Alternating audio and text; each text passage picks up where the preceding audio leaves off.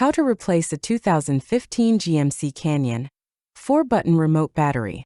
Now here's Sergeant Locksmith to show you how. Let's replace a battery on our GMC Canyon 4-button remote. For this task, you will need your remote, new battery, which is a CR2032, and a flat tip screwdriver.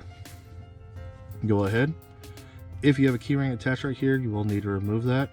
Take the flat tip, insert it right in here. Go ahead and rotate.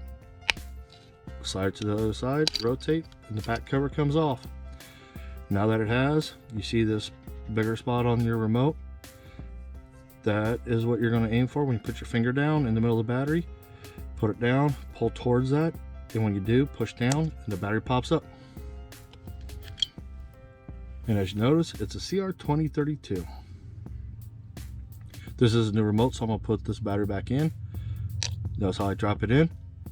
Reverse the process, push down. Then after you push it down, push it back. So you'll come in to get under here. Once it gets under, push it back because you want to know that lip. Your back cover has them 3 indentations. Those need to go on first. There you go, you changed out your battery. Hey, thanks again for watching, and let's be safe out there.